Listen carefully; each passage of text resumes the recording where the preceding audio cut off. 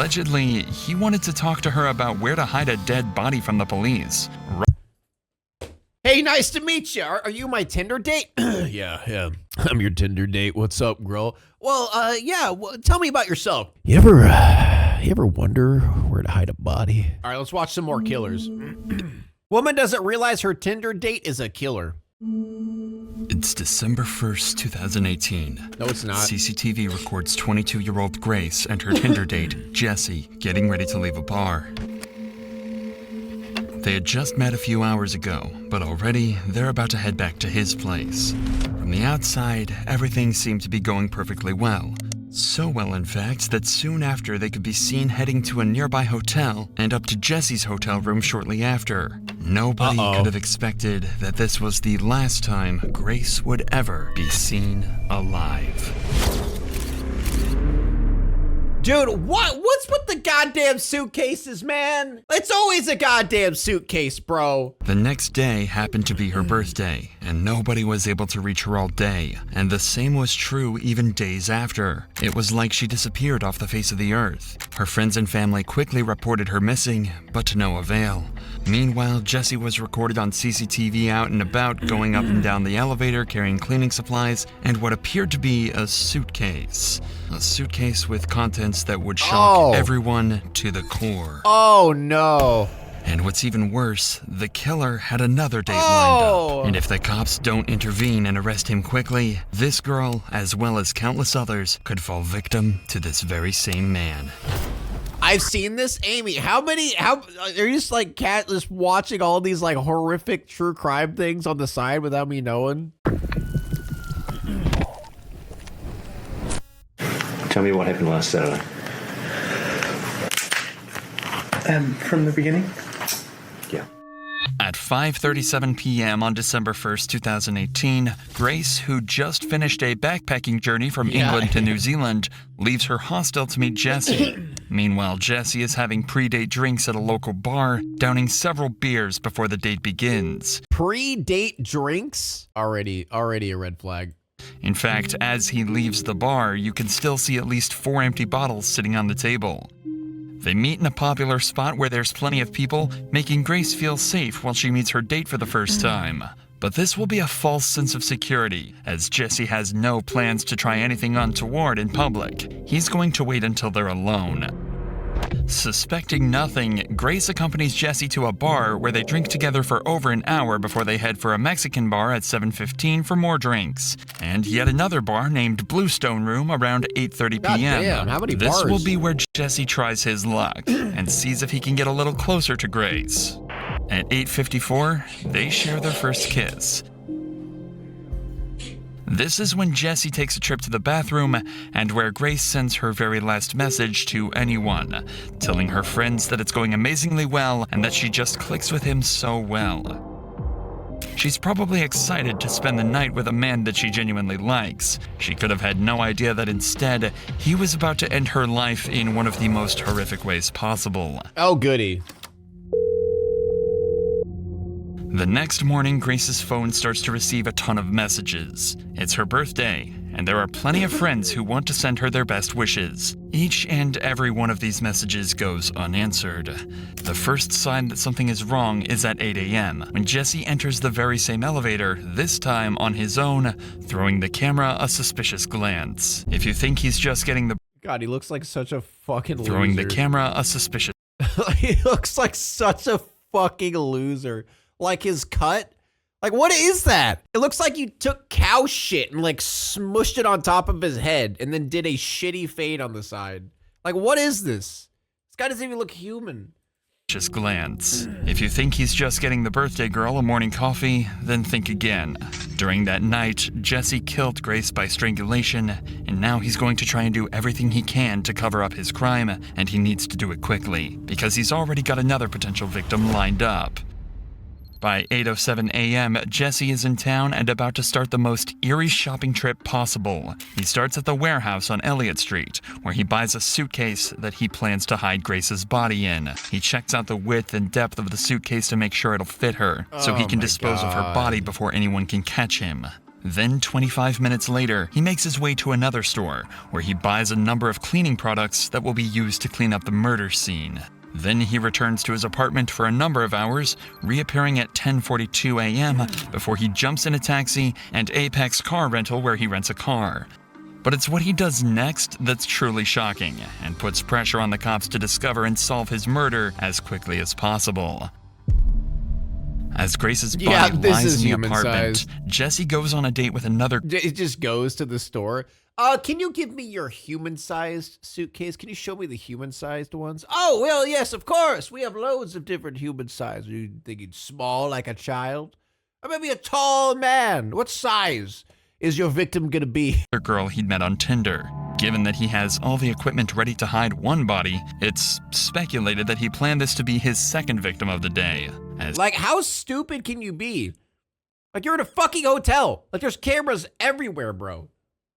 As he arrives at the bar, Jesse is wearing exactly the same clothing that he wore the night before. Ew! Doesn't even shower. Possibly the same clothes that he wore when he killed Grace. We are not sure whether Kempson was as pushy in his initial messages to this girl, but what we do know is that the conversation he struck up with her during the date not only brought up some major red flags, it downright terrified her. Allegedly, he wanted to talk to her about where to hide a dead body from the police. Hey, nice to meet you. Are you my Tinder date? Yeah. I'm your Tinder date. What's up, girl? Well, yeah, tell me about yourself. You ever wonder where to hide a body? What? You ever, like, think about killing someone or anything like that? What? Oh, you're joking. You're joking, right? Yeah. Surely. It's just a joke, yeah. Right away, the date is over, and this girl's instincts may have just saved her life. It's hard to imagine the horror that she would have felt when she learned the truth about the man she just walked away from, certain that he likely had the same fate lined up for her as he did with Grace. At 8:56 p.m., we can see Jesse carrying a piece of equipment back to his apartment. More precisely, it's a carpet cleaner, and he's going to try and use that carpet cleaner to try and remove any trace of Grace's presence at his apartment. He's even got 2 bottles of cleaner in his hand, making sure he's got enough to get the job done. 30 minutes later, and we're greeted with the product of all his hard work. He's about to try and hide the body. He reappears in the elevator with a trolley carrying several luggage bags, one of which is the suitcase that he'd bought earlier that morning. It's way too heavy to carry, as inside is Grace's dead body. Of course, he can't walk through the streets with this amount of baggage, which is exactly why he hired the rental car. Minutes later, he's loading the rental car with all of the baggage, ready to make the next move in his attempt to cover up this murder, hiding the body in a place he thinks no one will find it. The next morning at 7 a.m., Jesse buys a shovel and heads back to his apartment. Dude, like, this guy is he's a mastermind, bro. Completely inconspicuous. Like, no one would have guessed. Like, honestly, like, it's crazy that they even caught this guy. He's so smart, He's just a genius. How did he even get caught? Bro just casually buys a fucking shovel. Like, buys a human-sized suitcase, shovel, cleaning supplies.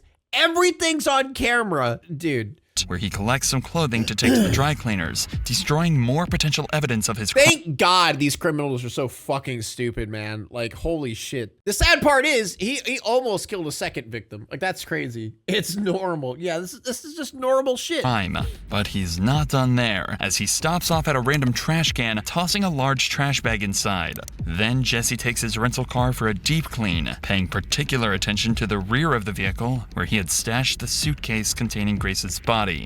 And with that, his work was done.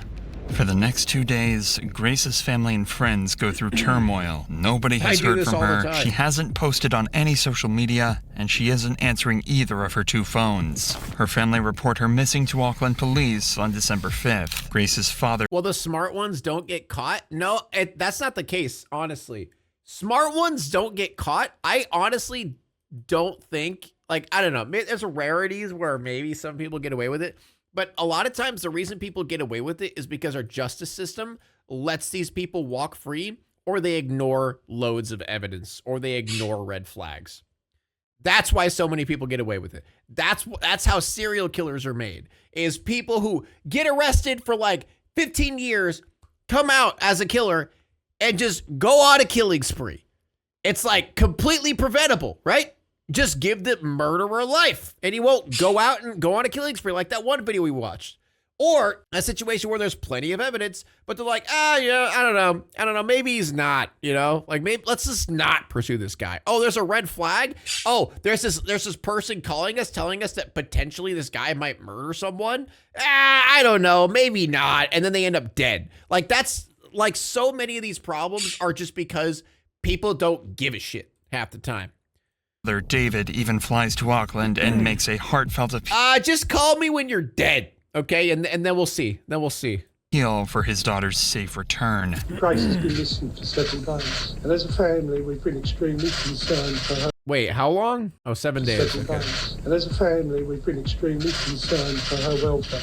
Do anybody who has seen, spoken to, or come into contact with Grace come forward and contact the investigation team? With so much media coverage at the time, Jessie likely saw her father's appeal, and yet the family's pleas went unanswered. But Auckland police are about to use various methods to track Grace's last movements and find their main suspect in her disappearance. They're able to find out she was on a date with a mystery man, and after poring over hours of surveillance footage, they find the last person she was with, and track him back to his apartment. At 3 p.m. on December 5th, the cops turn up at the City Life Hotel, but they almost miss their man, as he eyes them in the lobby when he approaches the front door. Jessie thinks if he casually strolls away, he won't be noticed. Dude, like seriously, what is that hair? Like genuinely, what is that hair? Like you literally look like you have shit on your head. These eagle-eyed cops don't miss a trick, and this guy should just get killed just for that haircut, straight up. Quickly apprehend him before he can make an escape. At this point, the smartest thing for Jessie to do is to own up to his crime, maybe try to play it off as an accident, and face the consequences. But he's not going to do any such thing.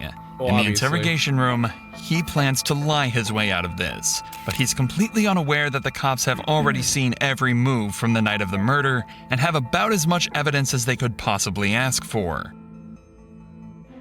At the start of the interview, he has no reason to lie, as he's just recalling the events before the murder. Tell us about Grace. So I was talking to Grace on Tinder. Yeah.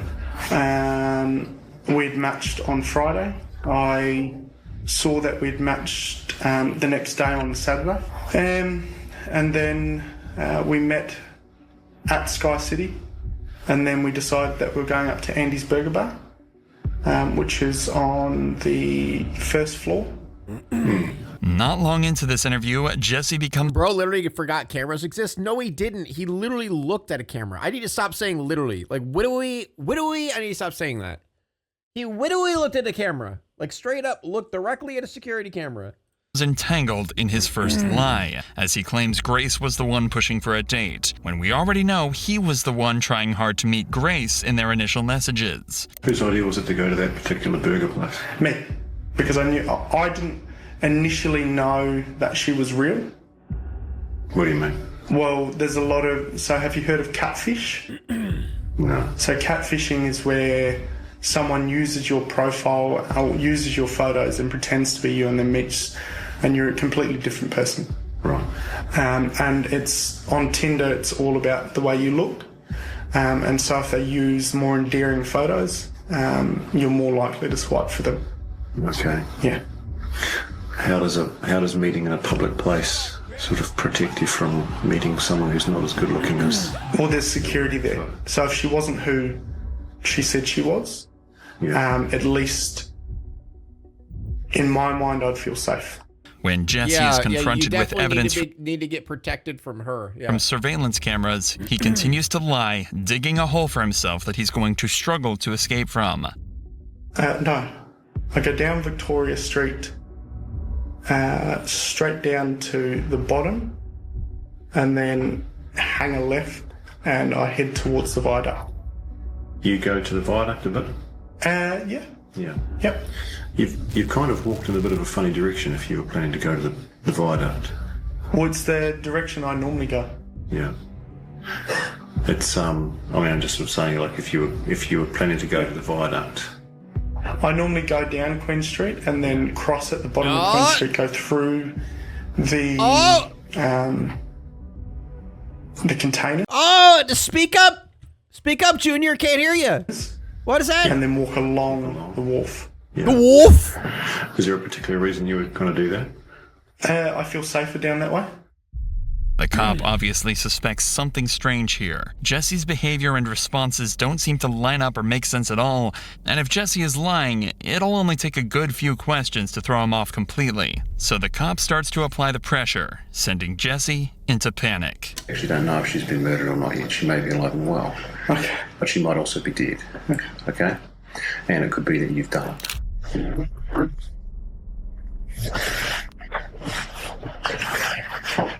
Hey, get your ass out of the camera, bro. Hey, I just want to ask a question. Have I been arrested for something I didn't do? You haven't been arrested, mate. Oh. Without further interruption. Infinity Cyber, thank you so much for the tier 1. Dude, this guy is so fucking stupid, man. Thank God he's this dumb. Like, holy shit. Thank God this guy is so stupid. Oh, Bro, are you gasming? Like, Jesus Christ. I'm not getting arrested? No. Oh. Oh, fuck. Oh.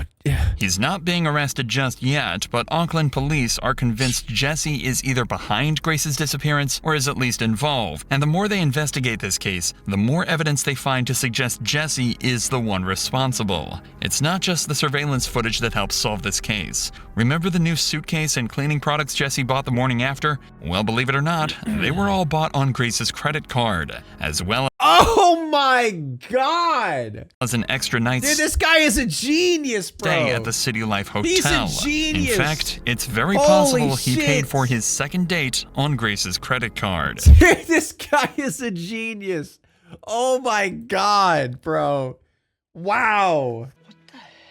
An extra day at the hotel should give Jesse time to clean up the mess, but it's going to take more than a carpet cleaner to get rid of the evidence. When police search his apartment, they find traces of Grace's blood. The credit card payments, the witness testimony, cell phone locations placing Grace and Jesse together, and the staggering detail found in the surveillance footage backed their suspect into a corner, and in his second interview on December 7th, they left Jesse no choice but to confess. A confession that would soon lead into one of the most interesting but troubling defenses ever used in court. started talking to me about 50 Shades of Grey, which is a sex fantasy movie that's Are you gonna say you accidentally killed her because BDSM? There's no way. out. We started having sex. At first it was just normal. It was very placid. And then she asked me if we could get into bondage. Oh my and then all God. I remember is falling asleep in the shower. I need to stop. I need to go. Would you like some fresh air? Yeah, please. I was in shock and I didn't know what to do. I went downstairs and I was just, I don't know, I was all over the place. I didn't believe what had happened. I Wow. was just terrified and scared. I thought that she had gone. I thought she had left. Pathologist, specialist doctor will perform a post-mortem. Yeah. They're very skilled at establishing people's causes of death. Do you understand that? I went to the warehouse at the atrium and bought a suitcase. I went back and I was just in shock because You seem pretty casual. it just didn't seem During right. I left to go and get cleaning products. So I messaged a friend and said I'll meet you at Revelry. After finishing drinks with her, I What? God, I was just like, I was, suffering so much. I was in shock. So I went out on a date with this one girl, since I was really in shock since I just accidentally murdered someone. I just went out on a date. I mean, that's what everyone does, right? When they accidentally murder someone, just go out on just this quick date, just to cool yourself off, I got back to City Life And the whole time I just kept saying, I'm sorry. No, shut the fuck up, you dumb bitch. Oh my god. And then I went downstairs and I grabbed the porter thing. Yeah, he went on a date. I forgot about that. He asked her where to hide a body. I forgot. And I put the suitcase on top of the porter thing. I drove the hire car into Wilson's car park and parked it. I woke up the next day at about 5 a.m. and drove the car out to Cumu. At first, I picked up a shovel from ITM at Cumu. I ended up driving towards the Waitakaries. I went into the bush, I dug a hole, I went and got the suitcase and I covered the hole and then I drove. Where is her? I was so distressed that I used her credit card to buy all these things, yeah. I threw them in the rubbish. Whereabouts? Albert Park. God, fucking British people. I'll throw it in the rubbish. Whereabouts? Whereabouts in the rubbish? Whereabouts? Whereabouts in the rubbish? Albert Park. Rubbish. Right. This So is what? New England pig. Shut up. They have accents, all right? They have English accents. Doesn't fucking matter. Okay? Shut up. What items of her property have been disposed of in Albert Park?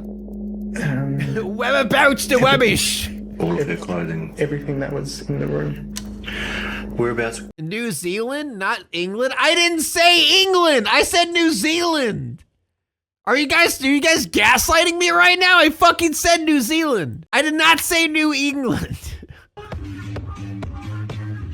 Dude, Actually, he's Kiwi.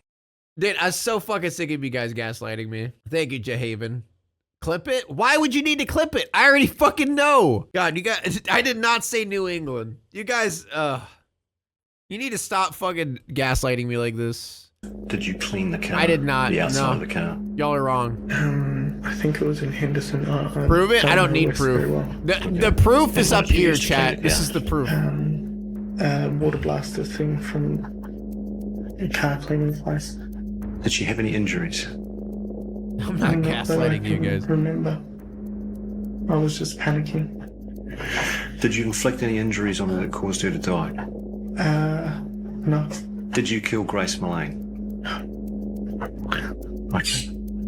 And you're under arrest for the murder of Grace Mullane. It's okay, pig. Everyone makes mistakes. We love you. You're human. Yeah, everybody but me. No, I don't make mistakes. I'm a streamer, all right? We have different rules than you peons, all right? We don't make mistakes. It's not allowed. On or about the 2nd of December. You understand? Yep. Did you intend to cause her death? No. Are you ready to take us to where she is? The media called it the 50 Shades of Grey defense. Oh my god, dude. The idea is that someone may consent to being harmed during intimacy knowing the dangers involved. If they made no indication to stop, then it would be seen as an accident, and the person responsible shouldn't face a murder charge. But this defense has always been seen as more of a scapegoat, used by lawyers to try and get their defendant off with a lighter sentence, which in this case would be manslaughter. This doesn't change what happened after Grace's death, and the disturbing series of events uncovered during the investigation.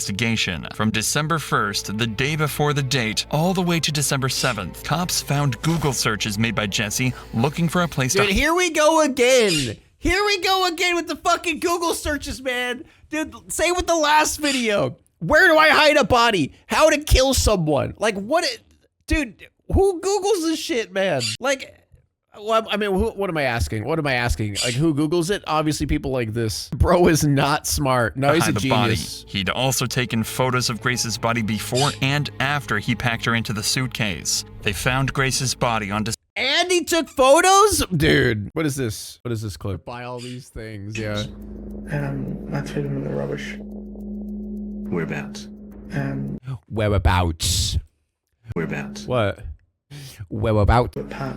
Rubbish. Right. This So is what? New England pig. Shut up. They have accents, all right? They have English accents. December 9th, 2018, in the Waitakere Ranges just outside of Auckland. It was determined It was edited.